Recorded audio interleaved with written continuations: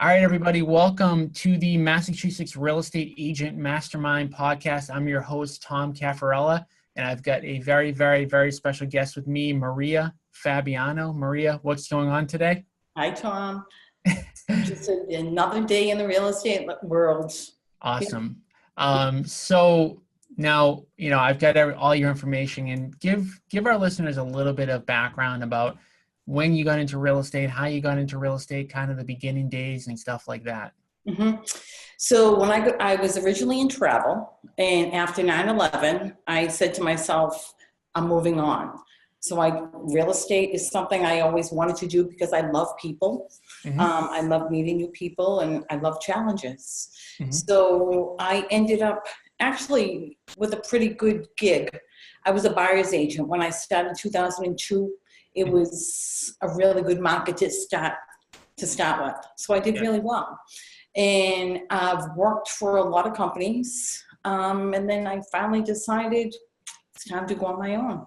So did you jump right into real estate full time, or did you kind of go part-time to full, or how did that work? Well, when I first got in, it was full time because I was a buyer's agent for a principal of a company. Okay. It was 24/7, so I was full time. Okay, got it. So this is back in 2002. The market's kind of just starting to take off at that point, right? Or were we in full swing? We're in full swing. We're in full swing. We were order takers. Okay. Things were going above, but needed like $1,000, $2,000. Nothing to like where we're at today. So you think today we're hotter or less hot? Oh, I think today, because of supply and demand, we're so much more hot. I mean, the ideal buyer knows what they're up against, and they know what they have to do to be in this market. Right. So that's 2002, you got started. And so how did the lead process work back then? So you worked for a principal broker. Was he feeding you referrals or online leads? How was that working on day one? So I started out at Remax and I was fed leads. So that was kind of what I did. And then just constantly staying in contact with people because I do like people. And you build a rapport because you get to know someone, they trust you, you trust them, and it just builds. And then it turns into a nice referral business. So what type of leads were they? Were they internet leads? Were they sign leads? What type of leads were you taking in the beginning? Open house leads, because back in the day, open houses were big, and you got a lot of people that buyer representation really wasn't that big because it was seller representation. So we had a ton of buyers. So did you get most of your business from working the open houses of the listing broker that you worked for? Yep, and then just open house leads. I would call meet and greet. A lot of just getting myself out there. Back in the day, it was the door knocking days. Door knocked you. I brought pumpkins around different neighborhoods, and that's just kind of what we did. So you work in open house leads. How many open houses were you doing, say, in a month back then? Probably about 8. 8. So 2 a week on average. Yep.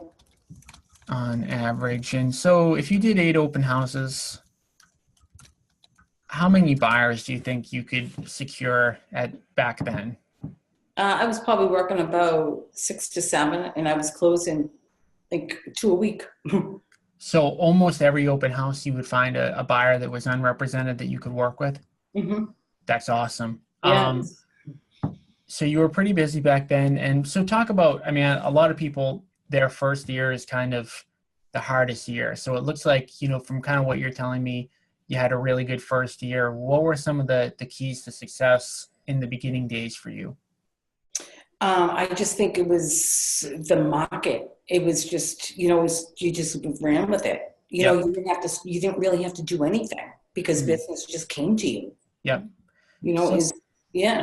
So good on one aspect, but on the other aspect, when the market crashed, it's like, okay, so now what? What do I do? So obviously, as people in the real estate world, we're all kind of subject to the market cycles, the ups, the downs, and everything else.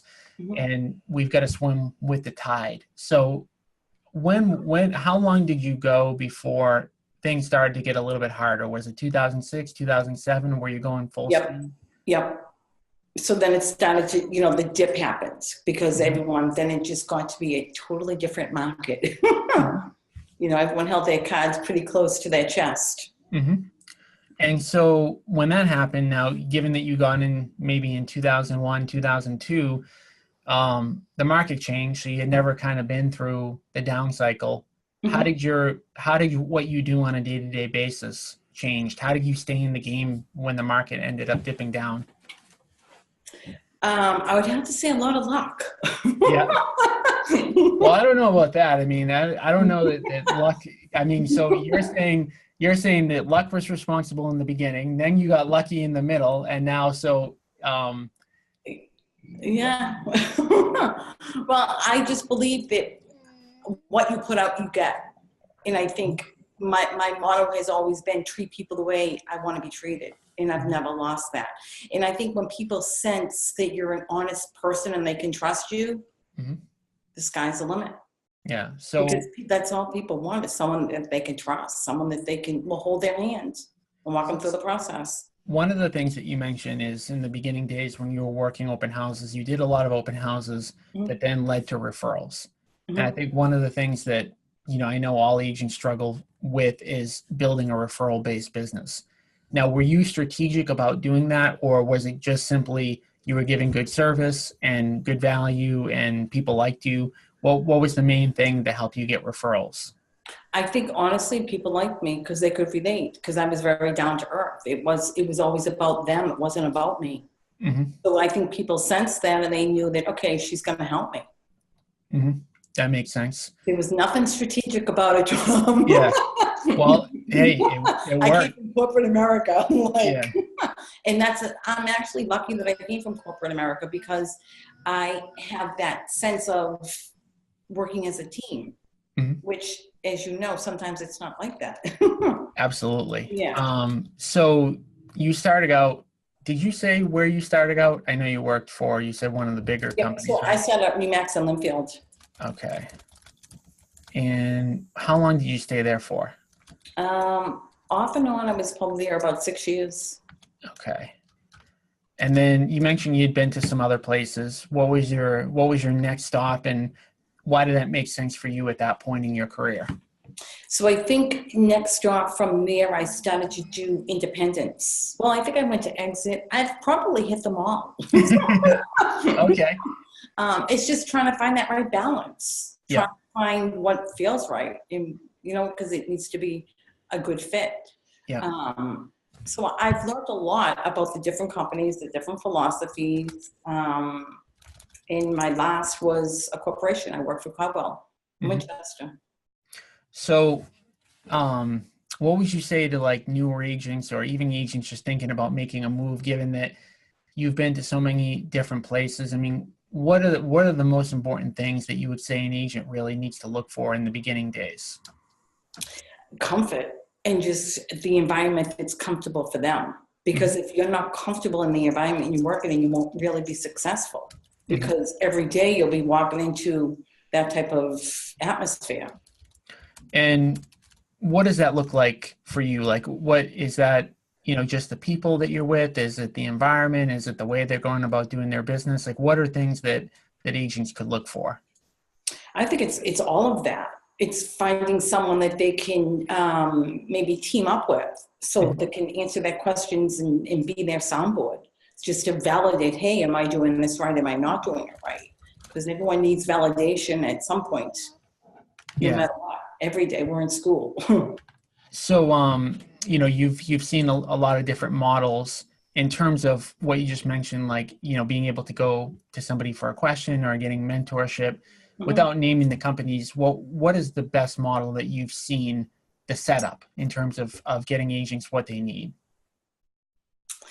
Because I mean, it's not an easy thing. I mean, No, and it's all, and it changes. It changes with the industry. It changes with the internet. It's a constant change.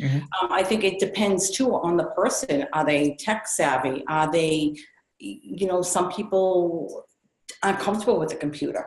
and they're more paper oriented, you know, that's a challenge. Yep. Because you have to be internet savvy to write offers, to do all of that, just to save yourself some time. That's a tricky question, because me as a person, I'm a right brain learner. So Yes. I learn more from people than I do. If you put me in an office, I'm like, oh, And take so me out of here. when you say learning for people, are you talking about like actually going out on face-to-face appointments and things like that? I'm talking about just like learning in a classroom style, like Mhm. a lot of companies offer. Yeah. You know, just training, that type of training. It's very. You don't like that? No, not me personally. So that didn't really work for me. I would much rather go with someone and say, hey, what are you doing? Like, you know what I'm saying? Let me see what you do. Kind of shadow somebody on a day-to-day basis. Yep. Did any of the companies that you had hit on, did any of them do it that way, or was it mostly focused on the classroom style type? Mostly you did what you wanted to do. It was always like, here you go. This is what's available to you. Do it if you want. If not, it's fine. Yeah, yeah. At the end of the day, it's about the person succeeding. Mm-hmm. Yeah, what I've noticed, at least, you know, in my own brokerage, is that people need a lot more help than what I would have guessed that they need. So we're constantly training, and I think that that's essential for newer people, especially. And giving people the ability to completely be on their own is nice, but I think when they're a little bit newer in the business, that really doesn't cut it because there's so much to learn, and then they only have a certain window of opportunity, or else they're going to be out of the business. So it's like you've got to like hit on so many things in such a small period of time. Yep. Absolutely. No, I agree. Yep. That's why I think mentorship is probably one of the best things for an agent to do. So now you started at Remax. Obviously, you had a pretty good experience there. You went to some independents, some corporations and things like that, and then you ended up deciding to open your own brokerage, which obviously we can see the logo and everything in the background. What made you, after you've been in the business for close to 20 years now, what made you decide, hey, this is the right time to kind of do my own thing? Because I wanted to build a company that was strictly that I designed. I wanted to have a say on how it was done. Mm-hmm. Or the atmosphere, because it's very important to me. I want people to feel as though this is a great place. She's going to take care of me. She's supporting me. Mm-hmm. And so what's your vision for it? What do you want it to look like 2 years or 3 years or 4 years from now? Have you kind of thought about that? Mm-hmm.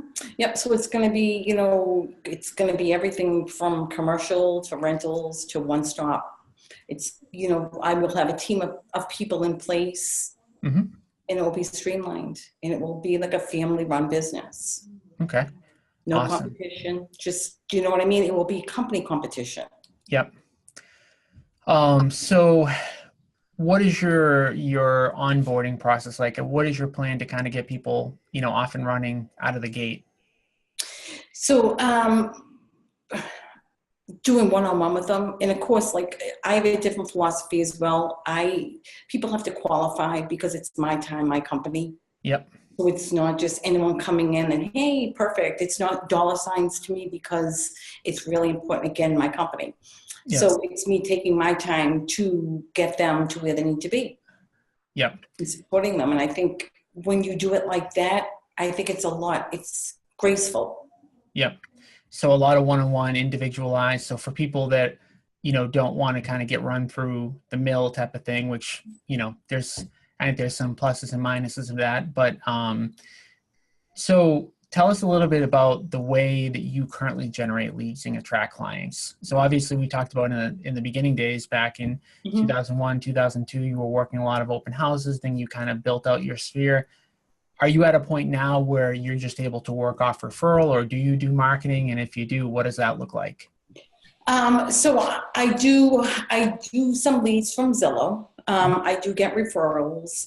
I don't do mailings. I don't do any of that. In fact, one of the independent companies that I worked for years ago said you have to have an online presence. I'm like, what? I don't need an online presence. And I'm so happy that I did, because you need an online presence. That's like probably the number one thing, because I get so many people that will reach out to me and say, hey, I read your reviews. I want you to help me and my fiance buy a home. Mm-hmm. Or I need you, I want you to help me sell my house. Mm-hmm. So it's a good thing. So what have you done? You talking about creating an online presence. What do you focus on in order to do that? So I do Zillow leads, and that probably is one of the main things that I do. Yeah. I keep constant contact with everyone that I've ever worked with, and it's not like turn the clock back. It's, hey, how you doing? How's it going? How's the house? Just, hey, I'm still here and I care. So on the Zillow leads, probably every agent's kind of been approached and targeted by Zillow on, work with me. And some people have been very successful with it, and other people struggle with Zillow leads, and then they cancel their membership and they don't feel like it's worth it. So what do you think has allowed you to be successful with Zillow leads and has made you want to continue utilizing that service? I'm very successful with Zillow. The only thing I can think of is my approach to speaking with them. Because you're right, people either hate Zillow or they love Zillow. There's no in between. Yeah, it is strange like that. So, I mean, do you have any advanced kind of like follow-up systems or anything that plugs into specifically for Zillow? Honestly, what I do is I'm to a point now that when people respond to me, I can actually, I know like almost what type of person they are. You can tell. Yeah. So I know that there's some people that, I hate, next. Because again, I work with people that I know that will work with me and will be a good buyer or a good seller. So how do you determine that? So somebody fills out a form on Zillow. Is it, you're saying you're able to kind of get a good determination based on how they respond? Is that via a call, a text message, an email? Email, typically email, because everyone's emailing from work or whatnot.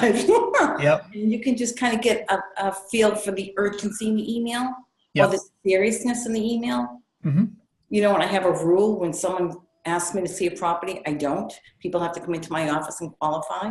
I don't just run around, because that was the olden days before I realized, hey, this isn't working. I want people to be vested. If you want me to invest in you, you have to invest in me. It's a team. So they come out to your office, they meet with you. Obviously, you're probably giving them like a free consultation, I'm assuming. And are you a believer in buyer agreements, or is it kind of just a loose arrangement? So it was always a loose arrangement until the summertime when I took a vacation. And then I decided, you know what, I'm going to do it, because I wouldn't put your house on the market without a seller representation listing, right? Same thing with the buyer. I'm not going to work with someone that's not vested. Have you ever had any issues with that? In terms of? You've gone out, showed buyers for, a period of time, never got a buyer broker, and then they went with somebody else for whatever reason? No. So, I'm knocking on wood. So for you, it's not really protection. It's more just somebody making a mental commitment almost. Exactly. It's very important. So when you go through your consult and you're explaining about how the contract works and how it has to be bound by money, it's the same thing with a buyer agent contract. It has to be bound by $1. If you know what I'm saying? And it's very important, because I feel as though if you're not investing in something, if people aren't putting money up, then they're not taking it serious. Yep. So I think that's important. So you meet with them, you kind of consult with them, you get a buyer broker agreement. Obviously in this market, working with buyers is really tough. There's not a lot of inventory. Properties are selling in some cases for prices that don't even make sense. What are some tips and tricks in this market to working with buyers? So in my consult, of course, it's market specific. But in this market, I say, how bad do you want a house? Because this is what you're up against. Yep. I don't really believe in waiving home inspections. I think, when you're doing that stuff, you're it's not a good thing unless they're a contractor and they don't care and they're ripping it down or whatever. But it comes down to how strong of a buyer you are. But then again, it depends on the seller. So again, it's motivation. I've had tons of properties where we've been up against other people. We've written a nice letter with a picture, and boom, our offer was accepted. And the seller's agent go, I don't know how this never happened before. They're accepting your offer. I'm like, perfect. So talk about setting the expectations with them. You talked about like how bad do you want a house? Yeah. How do buyers typically respond to that when you tell them that how crazy the market is right now? Well, I think a lot of these buyers have friends that have horror stories. Mm-hmm. So I think they know on some level, like it's not going to be fun, but it can be fun and it should be fun. Yeah. As long as they have the money, I mean, as long as you have the money to buy a house, it's achievable. Yeah, absolutely. And your split of your business, is it 50-50 listings and buyers? Is it 75-25? What would you guess? Maybe like 75. I work with more buyers than sellers. Yeah. But of course that will shift once my buyers that I've sold to sell. Yep. Yep. Makes sense. Yep. So what made you decide, because obviously you're spending money on Zillow, which is going to produce only buyer leads for the most part. What made you decide that you were going to focus more on buyers than sellers? That's a very good question. I don't think I ever realized it at all, but that's just the way it went because I never thought about buying seller leads because I don't think there's anybody that really does that. Is there? I buy seller leads all day long. You do? I almost only want seller leads. Yeah. Because I'm an investor, so I'm looking to acquire properties. Yep. So I'm always going after seller leads if I can. Yep. They're a lot different. I mean, they're much more expensive. It's a different type of sale altogether. But yeah, I mean, for sure. So you got into the business on buyer leads. Was there ever a point where you focused more on listings, or was it just always that you? It's always been that, but it's shifting because now I'm like, yeah. So once my team gets built, I'll be focusing on listings. Awesome. That's my 2018 resolution. Awesome. Yep. Any specific plan for that, or kind of just setting the stage for that as of right now? Setting the stage right now. Awesome. What about you talked about, building a referral business and all that kind of stuff and keeping in touch with the people that you've done business with. Do you have like a system of how much you reach out to them or a way that you reach out to them? Or is it kind of just when you have some additional time, you go through the list that you have? Yeah. So I, home anniversaries, birthdays, personal card, boom. Sometimes people just pop up in my mind. I'm like, oh, let me, if they pop up, I'm like, let me just send them a little email and see how they're doing. Yeah. So that's kind of how I do that. Just informal, just, not a whole email, just maybe like 2 sentences. How you doing? Hope all is well. Just thinking about you. And do you keep a database like a CRM or anything like that? Or do you just have like a list stored somewhere? Like, I have a spreadsheet. Yep. a spreadsheet. That I use. Yep. And then you talked about like birthday cards and stuff like that. Do you use a service or are you handwriting the stuff and doing it all yourself? Tom, I think a handwritten card is just more personal. Yep. And I always say, what would I like to get? What would I like? And that's how I kind of run everything. How would I like to be handled in the situation? Yeah. And I use myself. When I'm in a buyer seller situation, I always put the person in the other shoes. How would you feel if you were the seller? How would you feel if you were the buyer? Just so they know, because sometimes people lose sight of the things. And are there any, so you talked about, everything that you're talking about, from how you're running your brokerage and building it and training agents and even how you reach out to your clients is all kind of like personalized individual touches and things like that. And it seems like that's kind of an overriding theme and why you believe that you've been successful. Are there any systems that you use to kind of leverage out what you're doing, or is it down to everything that it's kind of like personalized individual service? Personalized service, everything. Cool. So what would you say, now you got into the business, like you said, in 2001, an agent gets into business in 2018, right? A lot of things have changed since your day one. How would you do things differently? And if you were starting in 2018, and what would the expectations you would set for a new agent? What age am I? Oh, Like, wow. am I in my 20s? Because that's going to play a totally different. Well, why do you say that? Because I think if I'm in my 20s, I'm so internet savvy, Yep. right? It's a totally different beast. Yep. If I'm in my 50s and I'm starting, you know what I mean? It just depends.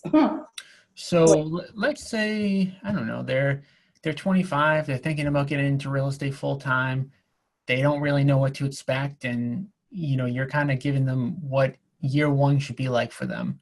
Like Mhm. what are the expectations, and what would you kind of recommend that they do? Would you recommend that they buy Zillow leads or do some other forms of marketing, the open houses? What would you recommend on a year one? That equity.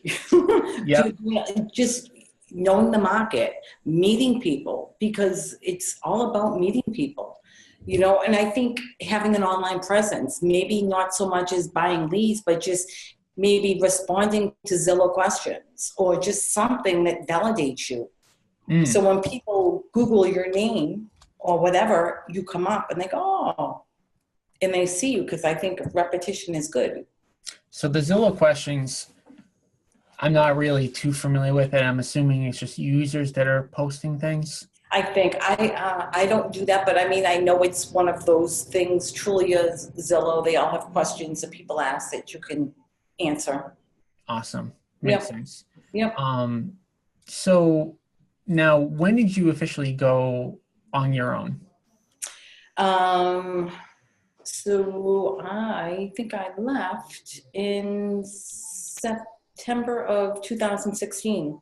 Awesome. So what's it been like so far being the broker owner? And so I just got this space Yes. in downtown, yeah, in Winchester, July. So I think July, the third week in July. Yep. It's been a process of, you know, getting it furnished and just dotting the I's and crossing the T's. But it's fun. It's mine. Yep. So, no one can take that away from me. So are you like, would you consider it to be like fully operational at this point, ready to hire agents, or you're still doing some things to kind of get it buttoned up? Nope, fully operational. Awesome. Yep. So if a new agent does want to reach out to you, if they want to talk to you more about kind of what you offer and how you might be able to help them and really work together, what's the best way to kind of reach out to you? Yep. So email. Yeah. It's Maria@mariafabianorealty.com. Awesome. Yeah. Any specific things that they should know ahead of time before reaching out to you, or just shooting email and that's fine? Yeah. No, an email, that's fine. Yeah. They could even call if they want. So, um, oh, and did you give your number or no? I didn't. No, Okay, it's 617-794-4257. cool. And so before we wrap up, can you give us just your number one thing, number one tip for being successful in the real estate industry, if you had to just give one? Keep it real. Okay. I like that. I like that. So yeah, personal connections, Yeah. everything personalized, being real, being, upfront with people, setting expectations. And So that's it, right? Because if you want to do something you don't know how to do, you rely on someone to help you. And yeah, if you're putting that person first, it's just going to be a win-win situation, right? absolutely. Absolutely. Yeah. So I want to thank you for coming on today. It was awesome getting to talk to you, and we covered a lot of great stuff. I know, all the listeners that are on are definitely going to get a lot of value out of it. So want to thank you again for jumping on, and we will see everybody next week. So thank you very much. You bet. All right. Thank you. All right. All right. Bye-bye. Bye.